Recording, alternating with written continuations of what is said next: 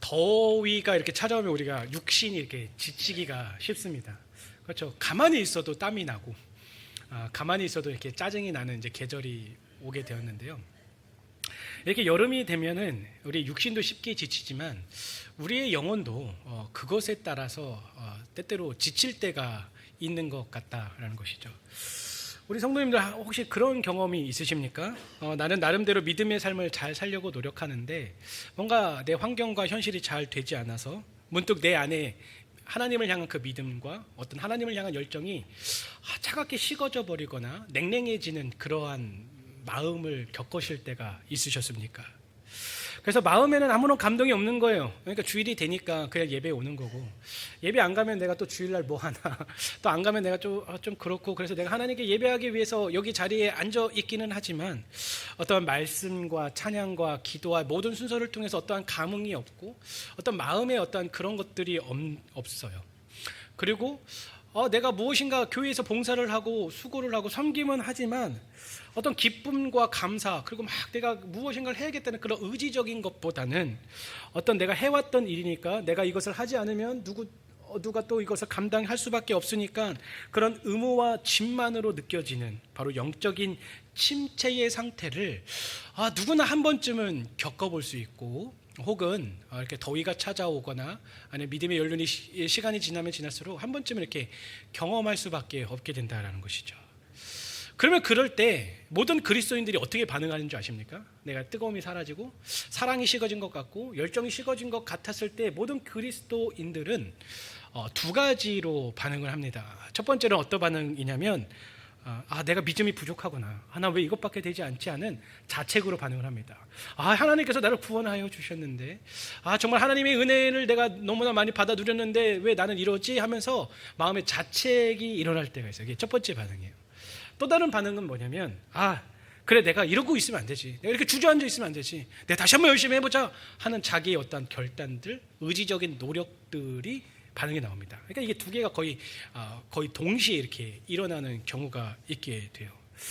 근데 사랑하는 성도 여러분, 믿음의 경륜이 다 다르고 믿음의 연륜이 다 다르지만 한번 솔직하게 우리 생각을 해보면 이렇게 내 마음의 열정이 식어지고 어떤 믿음의 상태가 나태해지고 어떤 기쁨과 감사가 사라진 그때에 자책을 하거나 혹은 내가 다 열심히 해봐야겠다라고 결단을 한다고 해서 다시 우리의 믿음이 뜨거워지고 열정이 가득해지는 경험을 해보셨습니까?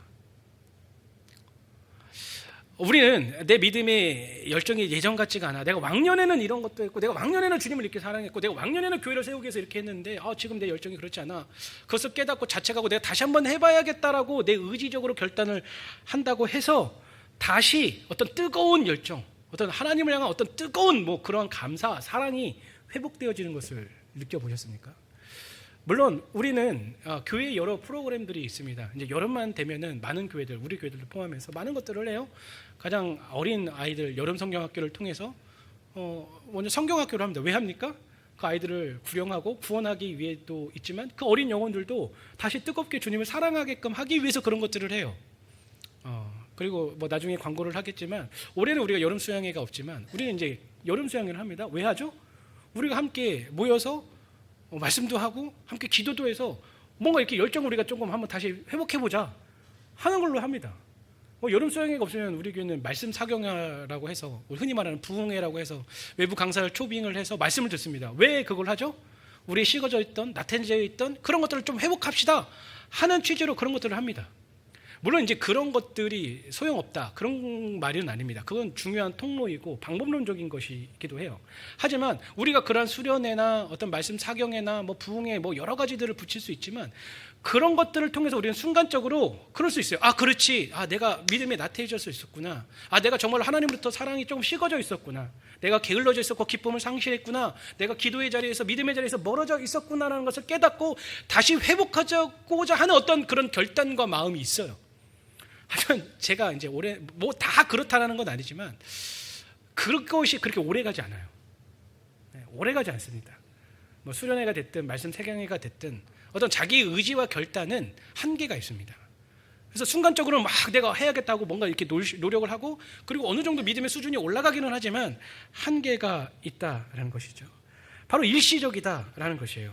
그리고 오히려 더 어떤 부작용이 있냐면 내가 막 수련회 가서 막 뜨거워 죽고 찬양으로 막 감동을 받고 기도했는데 다시 현실로 돌아갔더니 현실은 여전히 똑같아. 그러면 여전히 또 낙심이 찾아오고 실망감이 찾아와서 믿음의 동력을 잃어버린다라는 것이죠. 그래서 어떤 경우가 많이 있냐면 많은 성도들이 그렇게 한번 믿음의 열정과 사랑이 식어진 상태에서 굳어져 버려요. 굳어져 버린다는 거예요. 바로 뜨겁지도 차갑지도 않은 그저 그런 상태가 되어버린다는 것이죠. 제가 처음에 질문을 드렸잖아요. 우리 성도님들에게 믿음의 열정을 잃어버리신 적이 있습니까? 하나님을 향한 뜨거움이 아직 있으십니까? 라고 질문을 했는데 우리 성도님들이 대답을 못하시고 내가 열정이 있나? 없나? 주님을 여전히 사랑하나? 사랑하지 않나? 그것을 내 스스로가 깨닫지 못하고 분별하지 못한다면 딱 이 상태에 있는 거예요. 고착화돼 버린 거예요. 뜨겁지도 차갑지도 않은 상태, 열정을 잃어버린 상태로 너무 오랜 시간 동안 지나다 보니 지금 내 영적인 상태가 어느 수준에 있는지, 정말 뜨거운 상태에 있는지, 열정이 있는지, 사랑을 하고 있는지 모른다라는 것이죠. 그렇다면 사랑하는 성도 여러분, 우리가 궁금증이 있습니다. 그게 뭐냐면 그러면 내 열정이 이렇게 식어져 버려 있으면, 혹은 내가 하나님을 향한 사랑이 예전 같지 않고 냉랭해졌다면 우리는 과연 어떻게 해서 그것을 회복할 수 있느냐라는 거예요. 사실 목회자인 저로서도 가장 큰 고민 중에 하나가 이겁니다. 어떻게 하면 우리 성도들이, 저를 비롯한 우리 성도가 더 뜨겁게 주님을 사랑할 수 있을까? 어떻게 더 열정적으로 하나님을 향한 믿음으로 살아갈 수 있을까? 항상 고민이 돼요. 하지만 많은 사람들이 어떤 생각을 한다고요? 내가 뭔가 다 해봐야겠다. 내가 뭐 또 기도도 더 해보고, 내가 더 말씀도 읽어보고, 내가 무엇인가를 열심히 노력해야겠다. 결단으로 그것을 해결하려고 합니다. 하지만 성경을 읽다 보면, 그리고 하나님의 말씀을 가까이 하다가 보면 하나님께서는 전혀 다른 답을 우리에게 제시해 준다라는 거예요. 우리가 열정을 잃어버리고 하나님을 향한 뜨거운 사랑이 냉랭해졌을 때 우리가 그것을 해결할 수 있는 방법은 우리 안에 있지 않습니다. 우리의 결단과 우리의 의지, 필요 없다라는 게 아니에요. 필요하죠. 하지만 궁극적으로 그 문제를 해결할 수 있는, 다시 열정을 회복하고 하나님을 향한 뜨거운 사랑을 회복할 수 있는 방법은 내 안에 있지 않아요. 어디 있냐면 하나님께 있습니다. 바로 내 열심이 아니라 무엇을 우리가 바라봐야 되냐면 하나님의 열심, 나를 향한 하나님의 열심이 있어요. 그 하나님의 열심을 보셔야 됩니다. 보셔야 돼요. 그렇습니다. 내 안에 자동차가 가려면 연료가 필요해요. 그렇죠? 하다못해 우리가 달리기를 하거나 걸으려면 내 안에 그것을 감당할 수 있는 에너지가 있어야 됩니다. 마찬가지로 우리가 믿음의 삶을 살기 위해서는 내 안에 믿음을 갈 수 있는 연료가 필요해요. 하지만 내 안에 그 열심의 연료가 고갈되었을 때 우리는 내 안을 들여다보는 것이 아니라 나를 향한 하나님의 크신 열심을 바라봐야 돼요. 그래야지만이 그 하나님으로 인하여서 우리는 다시 기뻐할 수 있는 거예요. 우리가 누구를 향한 열심을 내야 됩니까? 우리가 누구를 기뻐해야 돼요? 하나님을 향해 열심을 내야 되고 하나님으로 인해서 기뻐해야 되기 때문에 바로 하나님께서 나에게 어떠한 일을 행하셨고 나에게 그 일을 행하시기 위해서 어떠한 열심을 내셨는지 우리가 그것을 다시 깨닫고 바라볼 때 우리는 하나님을 향한 열심과 기쁨이 회복되어질 수 있어요. 그래서 우리 안에 있던 식어져 있던 기쁨과 사랑과 열정이 다시 힘이 되고 다시 그것을 일으키는 에너지가 되게 된다라는 것이죠. 그래서 모세가 있잖아요. 모세가 광야의 길을 접어들었던 이스라엘 백성에게 당부한 것이 있어요. 생각해 보십시오. 이스라엘 백성은 출애굽을 했을 때 어떠한 청사진이 있었습니까? 우리가 이 출애굽을 하고 나가면 하나님께서 우리에게 약속하셨던 젖과 꿀이 흐르는 땅에 가서 우리가 행복하고 즐겁게 살아갈 것이다라는 청사진, 미래에 대한 계획이 있었어요. 하지만 물론 그들에 의한 잘못이긴 하지만 현실적으로 그들의 삶에 당면한 현실이 뭐였습니까? 40년이라는 광야의 삶이었어요. 그럼 생각해 보십시오. 자신들이 상상했던 것과 달라요? 그리고 자신들이 눈에 보이는 건 뭡니까? 젖과 꿀이 흐르는 땅이 아니라 너무 아무것도 없는 광야, 돌과 바람, 더위만 있는, 추위만 있는 그러한 광야였어요. 그렇기 때문에 그들은 쉽게 뭘 할 수밖에 없었냐면 낙심할 수밖에 없었고 하나님을 향한 믿음을 지킬 수가 없었고 하나님을 향한 열정과 사랑이 식어질 수밖에 없는 너무나 좋은 그런 환경이 있었다라는, 믿음을 지키기가 어려운 환경이 있었다는 거예요. 그래서 모세가 그때의 이스라엘 백성들에게 그러한 믿음을 잃어버릴 수 있는 상황에 있었기 때문에 뭐라고 말하는지 우리는 봐야 돼요. 신명기 33장 29절에서 이렇게 말합니다. 이스라엘이여, 말합니다. 동일하게 우리에게 말하는 거예요. 여기 파주 성서 침례교회 성도들이요 라고 말하는 거예요. 아무개요 라고 말하는 거예요. 뭐라고 말하냐면 너는 행복한 사람이다. 뭘 기억하라는 거예요? 나는 행복한 사람이라는 거예요. 행복한 사람이로다. 여호와의 구원을 너같이 얻은 백성이 어디 있느냐? 그걸 기억하라는 거예요. 그렇습니다. 이스라엘 백성들이 반드시 알아야 했던 사실은 그들이 받은 구원의 복이 얼마나 큰 것인지, 그리고 여호와께서 그들을 구원해내기 위해서, 출애굽해내기 위해서 얼마나 큰 열심을 가지고 일하셨는지를 기억하라는 거예요. 왜냐하면 하나님께서 이스라엘 백성들을 향하셨던 그 놀라운 일하심을 그들이 잊어먹는 순간 자신들의 눈에는 광야가 보였기 때문에 하나님을 향한 열정과 사랑이 식어질 수밖에 없었기 때문이에요.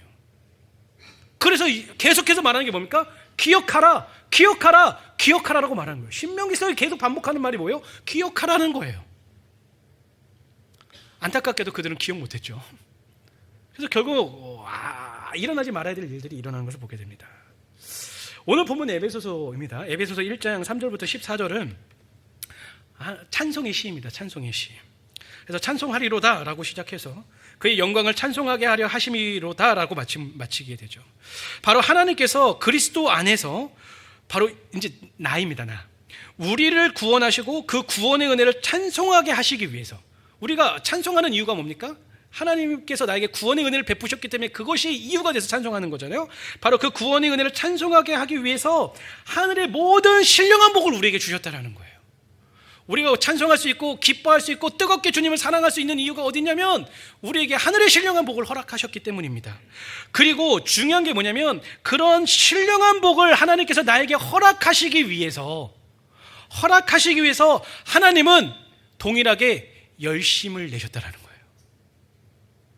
하나님의 열심입니다. 나를 구원하시고 그 구원으로 말미암아 내가 신령한 복을 누리고 하늘의 신령한 복을 누리고 그것을 통해서 내가 하나님을 찬송하고 뜨겁게 믿음의 길을 갈 수 있게 하신 분이 하나님이고, 그 하나님께서 나에게, 옆에 있는 누군가 아니에요, 여기 있는 목사가 아니에요, 나에게 엄청난 열심을 내셨다라는 거예요.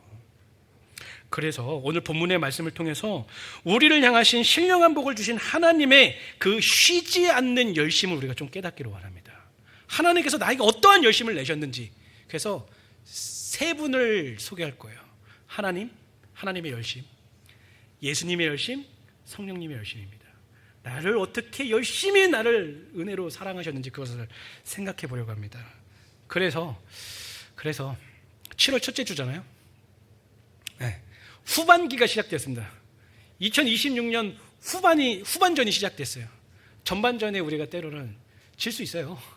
축구처럼 질 수 있죠. 하지만 후반전에 이 믿음으로 좀 확 뜨거워져서 역전골을 좀 넣었으면 좋겠습니다.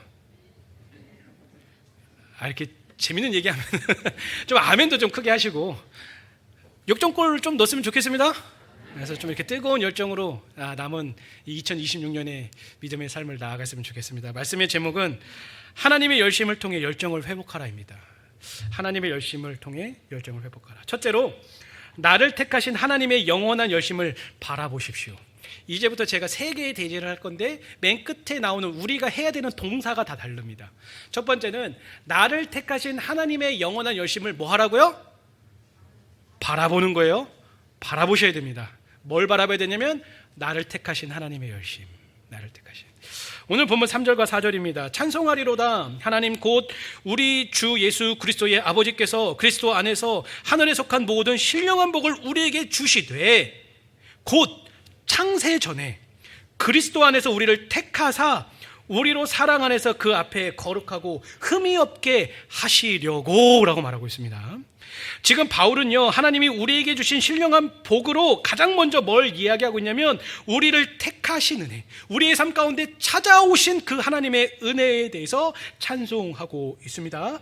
근데 여기서 우리가 명확하게 짚고 넘어가야 될 부분이 하나 있어요. 그게 뭐냐면 하나님이 우리를 창세전에 택하시고 예정하셨다는 이 말씀은요, 어떤 인간을 로봇처럼 만들어서 구원할 자와 지옥에 갈 자를 기계적으로 결정해 주셨다는 뜻이 아니다라는 것이죠.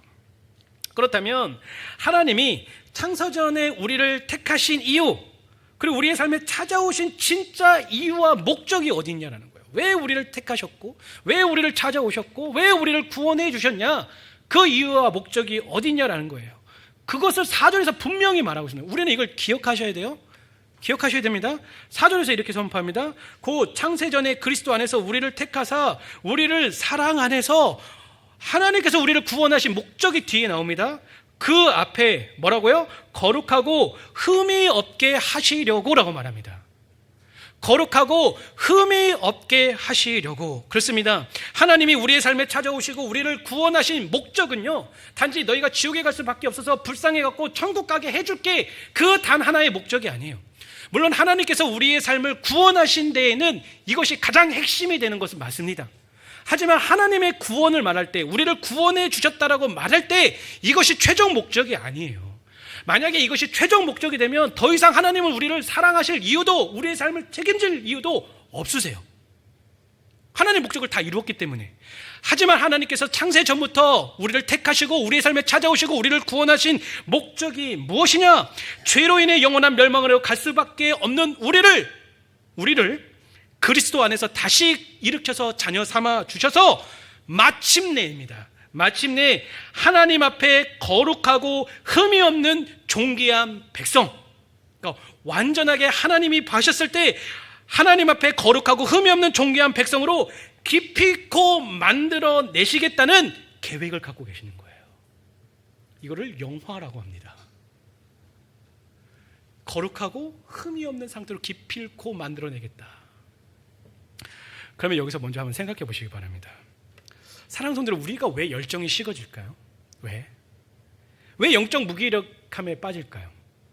이제 세 개의 대지를 말씀드릴 텐데 세 개의 대지마다 세 개의 이유를 줄 거예요. 그럼 여기서 먼저 이걸 줄 수 있어요. 우리는 참 연약합니다.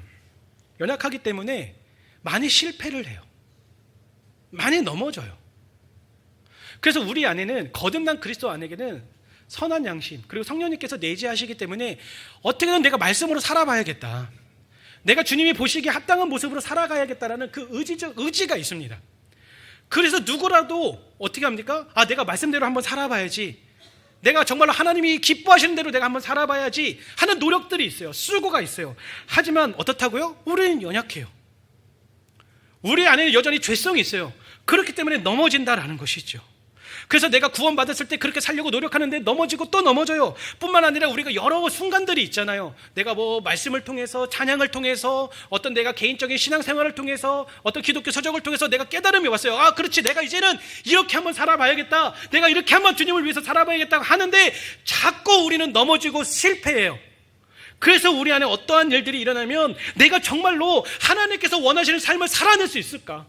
성경을 읽어보면 하나님께서 나를 이렇게 살기를 원하시고 이러한 기쁨이 되기를 원하시는데 나는 자꾸 넘어지고 나는 자꾸 실패하고 내 생각과 마음은 온전하지 않기 때문에 내가 과연 될 수 있는 거야? 라는 의심이 찾아온다라는 거예요. 나는 정말로 변화될 수 있는 것인가? 구원받은 하나님의 자녀라고 하는데 여전히 죄를 짓고 실패하는데 하나님이 여전히 나를 사랑하실까? 라는 의심이 든다라는 것이죠. 어떨 때는 이런 생각하시는 분들이 있어요. 목사님, 물론 내가 구원받아서 이 구원이 취소되지 않는다는 것을 내가 믿고 있어요. 하지만 목사님, 제가 지금 내 삶을 보니까, 내 말투와 내 생각과 내 인생의 결정들을 다 보니까 이런 죄인이 또 없어요. 구원받은 그리스도인이지만 이런 죄인이 없어요. 과연 이런 죄를 갖고 내가 하나님의 앞에 설 수 있을까요? 라는 자책을 하시는 분들을 보게 됩니다. 그런 거예요. 나는 열심히 살고 싶어. 나는 주님의 기쁨이 되고 싶어요. 나는 말씀에 순종하려고 노력하지만 어디에 부딪히냐면 나의 한계에 부딪힙니다. 잘 안 돼요. 저라고 다르겠습니까? 잘 안 됩니다. 잘 되십니까? 근데 왜 잘 되시는 것처럼 그렇게 앉아 계세요? 저를 보러 보는 눈빛이 목사님만 그러고 전 잘 되는데요 라는 눈빛인데 잘 안 돼요. 말씀대로 살려는 거 잘 안 돼요. 순종하려는 거 잘 안 됩니다. 계속 한계에 부딪히는 거예요. 그러니까 뭐 합니까? 해보려고 했는데 안 돼. 노력하니까 안 돼. 그러니까 점점 포기하게 되는 거예요. 생각해 보십시오. 내가 결단했어요. 오늘 내가 이렇게 살겠습니다. 내가 이제부터 내가 이런 말 안 하고 내가 거룩한 말을 하겠습니다라고 결단을 했어요. 근데 다음날 정말로 내가 그렇게 됐어. 얼마나 기쁘고 좋아서 또 다른 것을 도전해보겠죠. 하나님, 내가 이걸 됐으니까 이번엔 내가 이 말씀에 한번 순종해보고 안 넘어지겠습니다 했는데 안 돼. 정말로 됐어요. 그럼 기뻐서 또 다른 거 하겠죠. 하지만 우리는 그렇지 않아요. 나 이렇게 해보고 싶어요, 나 이렇게 살기 위해서 노력합니다 라고 결단하고 해도 또 넘어져요. 또 실패합니다. 자신의 한계, 자신의 부족함을 느끼면서 점점 의욕을 상실하는 거예요. 안 되나? 될까? 안 되나 보다. 그렇다 보니까 점점 의욕도, 열심도, 열정도 식어지게 되는 것이죠. 그러나 사랑하는 성도 여러분, 기억하십시오. 우리의 노력으로 거룩해질 수 없습니다. 우리가 거룩해지는 게 아니에요. 우리를 거룩하게 만드시는 분은 오직 하나님이십니다. 이걸 잘 기억하십시오. 하나님이 우리를 거룩하게 하십니다. 우리를 택하신 하나님은 어떤 분이냐면요, 전능하신 분이십니다. 그리고 우리를 택하사 거룩하고 흠이 없게 하시겠다. 너희들이 실패하고 너희가 넘어지고 너희들이 자책하지만 내가 결국에는 뭐라고요? 흠이 없고 거룩하게 만들겠다고 선언하신 분이 누구라고요? 하나님이세요. 그러면 그 하나님이 전능하신 분이라면 그렇게 결국엔 거룩하고 흠이 없게 하나님은 만드실까요? 안 만드실까요? 대답해 보십시오. 하나님께서 우리를 구원하시고 전능하신 분이라면, 하나님께서 우리에게 약속하셨잖아요. 우리를 택하서 거룩하고 흠이 없게 하시겠다고 하셨으면 나를 그렇게 결국엔 만드실까요? 안 만드실까요? 만드십니다. 만드시는 분이에요. 이게 바로 나를 향한 하나님의 열심이세요. 로마서 11장 29절에서 우리에게 참 소망이 되는 말씀을 하십니다. 하나님의 은사와 부르심에는 뭐가 없다고요? 후회하심이 없다고 말합니다. 로마서 11장 29절에서 하나님의 은사와 부르심에는 후회하심이 없느니라. 이 말씀을 이렇게 생각해 보시면 좋겠습니다. 성경은 종종 구원받은 그리스도인을 입양되었다, 하나님께 입양되었다라고 말을 하죠. 그 입양하는 부모의 마음을 좀 생각해 보셨으면 좋겠어요. 그 어떤 아이를 입양하겠다고 결정을 했던 그 부모는 어떤 아이를 일방적으로 선택을 합니다. 아이가 선택하는 게 아니에요. 일방적으로 선택을 하죠. 그리고 그 아이를 선택하여 품에 안을 때 부모는 알아요. 뭘 아냐면 이 아이가 겉으로 보기에는 되게 멀쩡해 보이고 이뻐 보이고 마음이 흡족해서 그 아이를 선택하겠죠. 하지만 그 아이 안에 내가 알지 못하는 어떤 나쁜 습성이나 어떤 부족함이 있을 것이라는 걸 부모가 알아요. 안다고요. 왜냐하면 이 세상에 완벽한 사람은 없기 때문에 아무리 겉으로 보이고 사랑스러워도 그 아이의 부족함과 어려움이 있을 거라는 것을 알아요. 하지만 그 입양을 하는 부모의 마음 안에는 어떠한 마음이 있습니까? 내가 이 아이를 노력하고 수고하여서 반드시 바르고 멋진 아들 혹은 딸로 길러내야겠다는 결단이 있어요. 입양하는 부모들에게 그런 마음이 있습니다. 그리고 그러한 각오로 아이를 데리고 와요. 요즘 뉴스에는 되게 안 좋은 소식들이 많이 있지만 그렇기 때문에 대부분 어떠한 버려진 아이를 입양하는 부모들은 아이를 잘 길러냅니다. 자기가 배 낳아서 아픈 아이가 아니더라도 수고하고 노력해서 그 아이를 잘 길러내요. 기르면서 반항도 하고 넘어지기도 하고 속상하기도 하지만 끝까지 포기하지 않고 그 아이를 잘 길러낸다라는 것이에요. 마찬가지입니다. 하나님은 이미 여러분의 연약함을 알고도 사랑하셨어요. 우리가 부족함이 없기 때문에 사랑하셨냐? 우리가 모자람이 없기 때문에 사랑하셨냐? 하나님의 마음에 딱 완벽하게 들어서 우리를 사랑하셨냐? 그래서 우리를 찾아오시고 우리를 택하셨냐? 만만의 말씀입니다. 우리 안에 연약함이 있는 거 알아요. 넘어짐이 있는 거 알아요. 하나님의 기준에 있을 때 한두 끝도 아닙니다. 발가락의 그 작은 점만 해도 이르지 못할 연약함이 있는 걸 아세요. 하지만 그럼에도 불구하고 하나님은 우리를 택하시고 우리를 구원하셨다라는 거예요. 그리고 지금도 그 사랑으로 여러분을 거룩하고 흠이 없는 그 모습으로 뭘 하고 계시냐면 빚고 계신 거예요. 만들어가고 계신 과정이다라는 것이죠. 그러므로 사랑하는 성도 여러분, 오늘 우리의 시선이 더 이상 나의 부족과 나의 연약함에 머물러 있지 않았으면 좋겠습니다. 우리의 열정을 식어지게 하고 하나님을 향한 열심을 넘어지게 하는 나의 부족함, 내가 해봤는데 안 돼요, 내가 노력해봤는데 안 돼요, 그 나의 부족함에 시선을 두지 마시고 나의 실패보다 더 크신 일을 행하실 수 있는 그 하나님의 능력, 그 하나님의 약속을 바라보셔야 된다는 거예요. 나의 연약함보다 크신 하나님의 능력을 바라보고 나의 변덕보다 변하지 않는 마음으로 그 약속을 이루어내시는 하나님의 신실하심을 바라보셔야 되는 거예요.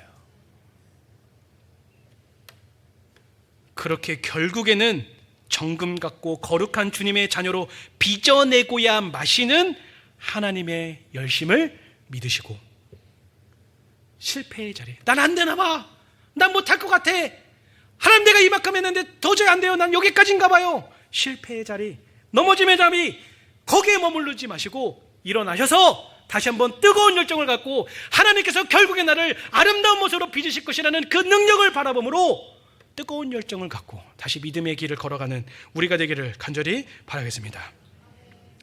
하나님에 대해서 살펴봤습니다. 하나님의 열심. 둘째로, 나를 대속하십니다. 나를 대속하신 예수님의 아낌없는 열심을 이번에 뭐 해야 됩니까? 신뢰하셔야 돼요. 처음에는 하나님의 열심을 바라봤다면 다음엔 예수님의 아낌없는 열심을 신뢰하십시오. 바울이 에베소서 1장에서 오늘 본문에서 하나님의 구원의 계획을 노래할 때 반복적으로 표현한 게 있어요. 그리스도 예수 안에서 예수의 그리스도의 말미암아 그가 사랑하시는 자 안에서 이렇게 반복적으로 표현을 하는 것을 보게 됩니다. 그렇습니다. 한마디로 하나님 아버지께서 우리에게 주신 하늘에 속한 모든 신령한 복을 어떻게 누릴 수 있냐? 어떻게 누릴 수 있냐? 제가 말씀드렸죠. 십자가의 복음, 십자가의 능력은 모든 인류를 다 구원할 수 있습니다. 모든 인류예요. 누구든지예요.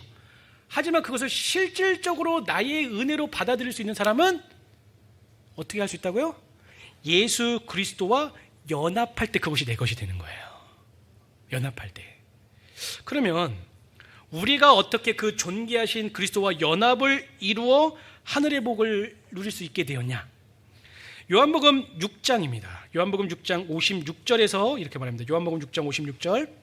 내 살을 먹고 내 피를 마시는 자는 내 안에 거하고 나도 그의 안에 거하나니 라고 말합니다. 바로 주님의 살과 피, 즉 십자가에서의 죽으심과 대속의 사건이 우리를 그리스도와 연합하는 통로가 되었다라는 것이죠. 그래서 7절에서 이렇게 기록합니다. 우리는 그리스도 안에서 그의 은혜의 풍성함을 따라 그의 피로 말미암아 속량 곧 죄사함을 받았느니라. 그럼 여기서 이제 두 번째로 또 생각해 보겠습니다. 왜 우리의 믿음의 열정이 식어지나? 왜 우리가 무기력함에 빠지나? 첫 번째는 뭐라고 말씀을 드렸죠?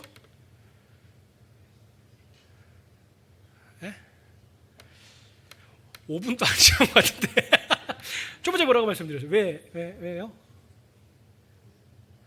나의 연약함을 보니까, 자꾸 넘어지다 보니까 나는 안 되나 보다, 하나님 나를 사랑하시지 의심이 되는 거예요. 그런 겁니다. 좀 헷갈리면 집에 가셔서 유튜브 들어오셔서 보시면 됩니다. 때로는 또 어떨 때가 있냐면 우리 삶이 너무 고단한 거예요. 고단한 인생길, 이런 찬양 있잖아요. 인생길이 고단해요. 제가 오전에 이제 주일학교 반사 선생님들 운행을 하면서 이번 주에 있었던 일들을 이런저런 얘기를 해주시는데, 참 힘드셨겠다. 사람이 자기를 너무나 힘들게 했던 이야기를 하시더라고요. 사람이. 그렇잖아요. 우리 인생은 참 나를 힘들게 하는 일들이 많아요.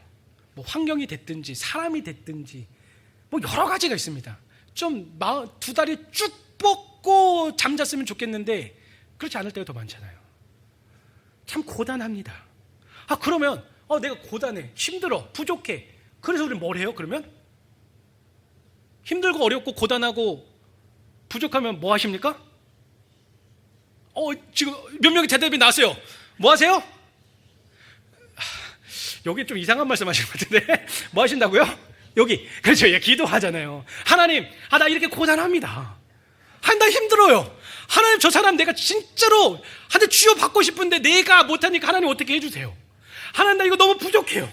하나님, 내 사업 힘듭니다. 하나님, 나의 물질에 공핍함이 있습니다. 하나님, 내 가정에 이런 어려움이 있어요. 기도하시잖아요. 그러면 여기서도 생각해 보십시오. 기도했어. 그럼 하나님이 다음날 딱 일어나는데 모든 게 해결되어 있어요. 갑자기 말 안 듣던 자녀가 어머니 아버지 일어나셨습니까? 자, 오늘부터 열심히 공부를 하겠습니다 하고 막 공부를 열심히 해. 그러면 다음 날 또 기도하실 거예요, 안 하실 거예요?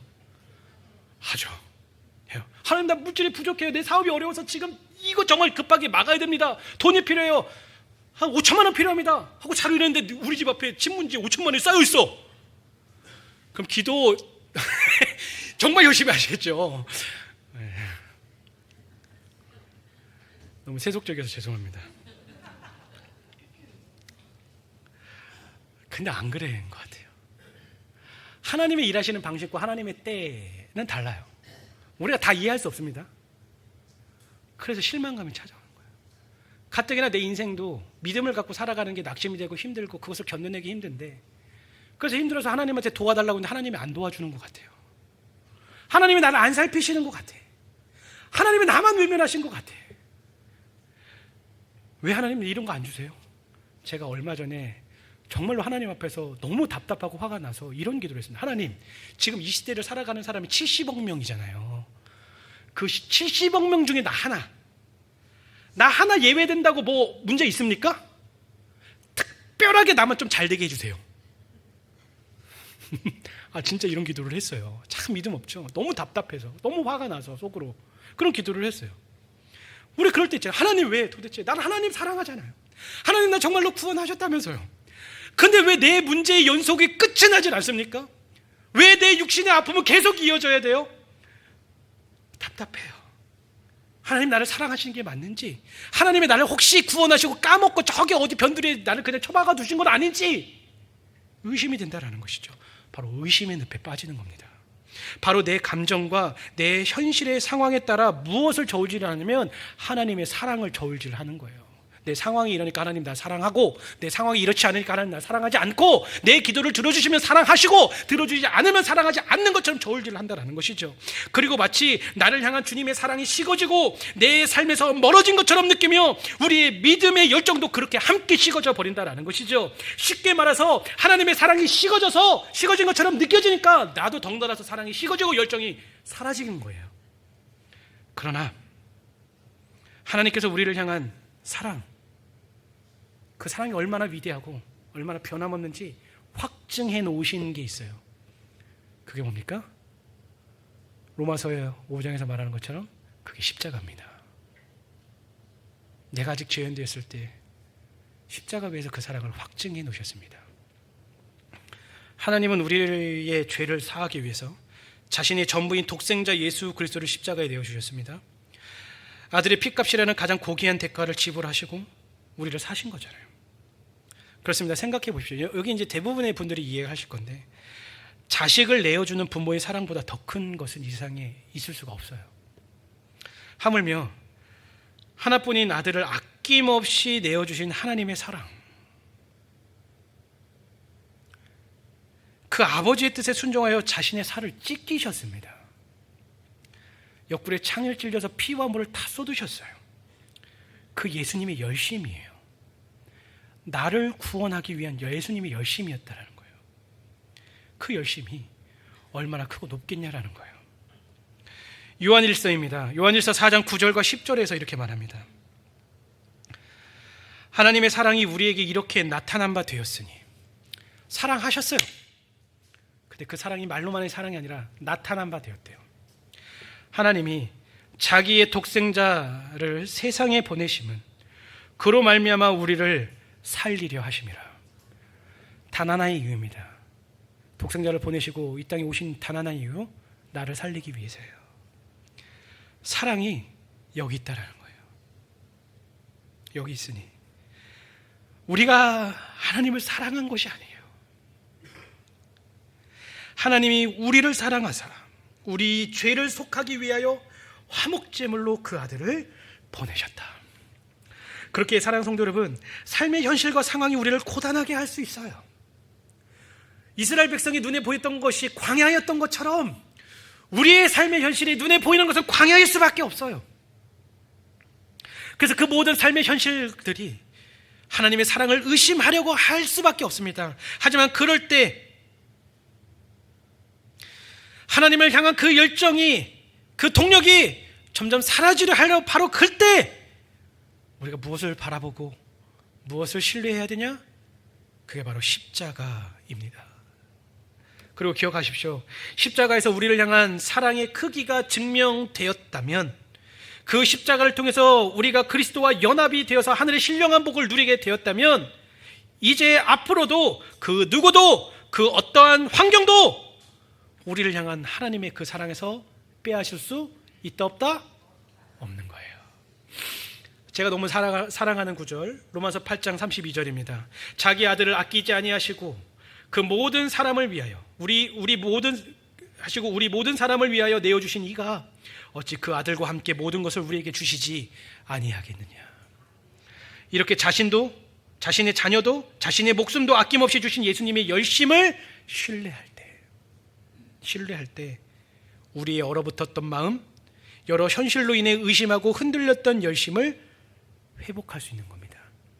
그럼 사랑하는 성도 여러분, 잠잠히 생각해 보시기 바랍니다. 정말로 주님을 뜨겁게 지금 사랑하십니까? 예수님의 열심만큼 사랑하십니까? 혹시 내가 내 앞에 있는 그 현실 때문에, 상황 때문에 너무나 쉽게 예수님의 사랑에 대해서, 하나님의 일하심에 대해서 평가하고 낙심해 있지는 않으십니까? 그렇다면 자신의 형편을 보지 말고 십자가를 다시 바라보십시오. 십자가 위에서 나를 어떻게 사랑하셨는지 다시 바라보십시오. 그렇게 우리를 위해 전부를 내어주신 예수님의 십자가의 사랑을 우리가 다시 대면할 때에 식어져 있던 우리의 사랑도 다시 살아나고, 흔들렸던 믿음도 다시 굳게 설 수 있고요, 꺼져가던 열정도 다시 타오를 수 있게 될 겁니다. 이 아낌없는 예수님의 열심을 온전히 신뢰함으로 나 또한 내 삶을 주님께 아낌없이 내어드리겠노라는 그 열정의 결단이 회복되어지는 이 시간이 되기를 바랍니다. 마지막으로 하나님의 열심과 예수님의 열심이면 마지막으로 뭐가 남았죠? 성령님의 열심입니다. 셋째로 나를 인치신 성령님의 멈추지 않는 열심을 이번엔 뭐 해야 됩니까? 동사가 의지하셔야 되는 거예요. 의지하셔야 됩니다. 보면 13절과 14절입니다. 그 안에서 너희도 진리의 말씀 곧 너희 구원의 복음을 듣고 그 안에서 또한 믿어 약속의 성령으로 인치심을 받았으니 이는 우리 기업의 보증이 되사 그 얻으신 것을 속량하시고 그의 영광을 찬송하게 하려 하심이라. 지금 본문에서 말하는 성령님의 열심은요, 아주 명확한 단계로 우리의 영혼에서 이루어지는 것을 보게 됩니다. 그럼 먼저 질문을 드리겠습니다. 성도 여러분, 우리가 어떻게 구원을 얻었습니까? 우리가 무엇을 통해서 구원을 받았습니까? 오늘 본문에서는 두 단계로 말합니다. 어떤 단계냐면 우리가 먼저 복음을 들어요. 복음을 듣고 그 다음에 그 복음을 믿을 때 구원을 받게 되는 거예요. 다시 말씀드립니다. 구원을 받는 방법은 복음을 듣고 복음을 믿으면 돼요. 내가 열심히 뭐 하다가 차 사고 났는데 하나님께서 극적으로 날 살려주셨어가 구원이 아니에요. 내가 열심히 찬송했는데 뭔가 마음에 울컥한 게 올라왔어. 그게 구원이 아니에요. 그게 복음에 이르는 방법이 아니에요. 복음이 우리의 마음에 이루어져서 구원에 이르게 하는 방법은 복음을 듣고 뭐 하셔야 된다고요? 믿으셔야 돼요. 믿으셔야 된다는 것이죠. 어렵지 않습니다. 그런데 한번 생각해 보십시오. 뭘 생각하셔야 되냐면 성경에서 우리가 구원받지 않았던 상태를 어떠한 상태라고 말하냐면 죄와 허물로 죽었던 상태라는 거예요. 그러면 우리가 죄와 허물로 죽어서 무엇이 진리고 하나님이 살아계신 건 알 것 같지만 잘 모르는 그 상태에서 어떻게 그 복음을 들었고 어떻게 믿게 됐냐라는 거예요. 내 영혼이 죽은 상태인데 우리의 지혜입니까? 우리의 노력을 할 수 있다고 보세요? 절대 그럴 수 없습니다. 그렇기 때문에 내 완악한 마음에 들을 수 있는 귀입니다. 얼마나 완악합니까? 들을 수 있는 귀를 열어주시고 예수를 주라 시인할 수 있는 믿음을 선물로 부어주신 분이 누구다? 성령님이에요. 성령님이라는 거예요. 그래서 구원이 이루어질 때, 한 사람이 거듭나실 때, 그래서 성부 하나님, 성자 하나님, 성령 하나님의 모든 역사심이 그때 일어나는 엄청난 역사입니다. 구원을 이루어지는 거예요. 바로 우리의 믿음조차도 내 열심의 결과가 아니라 성령님이 내 마음의 구원의 빛을 비추어 주신 은혜의 선물이다라는 것이죠. 그래서 우리는 값없이 받은 거고 구원이 선물이게 된다라는 것이죠. 그리고 더 나아가 성령님의 열심은 우리가 처음 믿는 그 순간에만 머물러 있지 않다라는 것이죠. 오늘 본문은 우리가 믿을 때 성령께서 우리를 어떻게 하셨냐면 인치셨다라고 말을 하고 그 다음에 보증이 되셨다라고 말을 합니다. 인치셨다, 잘 아실 거예요. 도장 찍은 거예요. 도장 찍은 거예요. 우리가 집이나 차 살 때 뭐 하죠? 도장 찍잖아요. 도장 찍는 순간 뭐가 이것에 대한 소유권은 누구에게 넘어오는 거예요? 나한테 넘어오는 거예요. 하나님이 동일하게 하신 거예요. 이 사람은 죄인이었지만 예수 그리스도의 핏값을 내가 너에게 줬으니, 죽음 사망에게 너에게 줬으니 이제 너는 얘는 내 거다 하고 도장 빵빵빵 찍어 놓으신 거예요. 이게 인치셨다라는 거예요. 소유에 대한 문제죠. 뿐만 아니라 그것이 끝나는 것이 아니라 보증까지 해주세요. 그게 뭡니까? 야, 얘는 내 거야. 계속 옆에서 말씀하는 거예요. 이 사람은 나의 것이다. 이 사람은 어떻게 되든 내가 마지막까지 책임지겠다라는 거예요. 그래서 우리가 빚 보증 잘못 쓰면 어떻게 되죠? 그 빚을 내가 다 또 너무 세속적이다. 하지만 가장 설명이 빠르잖아요. 나를 보증해 하셨다. 얘가 어떠한 모습이든 어떠한 상태가 되든 어떠한 상황에서 꼬꾸라졌든 내가 책임진다. 책임에 대한 문제인 거예요. 그럼 다시 마지막으로 세 번째를 생각해보면, 우리가 왜 연약함에 빠지냐? 왜 우리가 열정이 식어지냐? 왜 사랑에서 멀어지냐? 하나님의 능력이 내 삶에 사라진 것 같은 거예요. 하나님의 은혜가 과거에 내가 구원받아서 뭔가 뜨거운 거 할 때는 내가 은혜도 많이 받고 하나님께서 나를 향해서 열심히 일하실 때가 있는데, 지금은 마치 하나님의 일하심이 사라진 것처럼 느껴진다라는 것이죠. 그래서 구원의 영광의 기쁨이, 그때는 너무 하나님께서 나를 건지시고 구원해 주신 게 기뻤는데, 지금은 하나님께서 역사하지 않으셔서 마치 구원이 아주 옛날에 있었던 빛바랜 사진을 보는 것처럼 그렇게 느껴지는 것이지요. 바로 그 구원의 능력이 지금 내 삶에도 이루어지지 않는 것처럼 느껴진다라는 것이에요. 그래서 사랑이 식어지고 믿음의 삶에 있어서 의욕을 잃고 열정도 식어지게 된다라는 것입니다. 하지만 사랑하는 성도 여러분, 기억하시기 바랍니다. 성령님은요, 그때부터 지금 이 순간까지 여전히 여러분을 위해서 일하고 계시다라는 거예요. 여러분이 낙심하여 눈물을 흘릴 때도, 영적으로 의욕을 잃어 기도의 자리를 잃어버렸을 때도, 믿음의 열정이 식어져 순종과 헌신의 자리에서 멀어져 있을 때도, 예배에 대한 갈급함이 식어져 있을 때도 성령님은 여전히 너는 내 것이다, 얘는 내가 보증한다, 내가 책임지신다라고 여기까지 이끌어 오셨기 때문에 지금 우리가 여기 앉아 있을 수 있는 거예요. 우리가 넘어지고 의욕을 잃어버리고 실패했을 때 성령 하나님께서 우리 안에서 선한 일을 이루시지 않고 모든 것을 협력하여서 일하시지 않으셨다면 우리가 여기 앉아 있을 수 있겠습니까? 지금도 탄식하시며 여러분을 위해 친히 간구하고 계신 겁니다. 그렇기에 내 힘으로 믿음을 지키려고 애쓰며 낙심하기보다도 지금 내 안에서 나를 붙들고 계시는 성령님의 권능을 뭐라고요? 의지하십시오. 마라톤 선수 있어요. 세계적인 마라톤 선수에게는 옆에 붙는 사람들이 있습니다. 누구냐면 호흡을 같이 맞춰서 달려가주는 페이스메이커가 있어요. 그 페이스메이커는 한 사람이 아니에요. 몇 명이 있습니다. 마라톤 선수도 달리다 보면 지칠 수 있잖아요.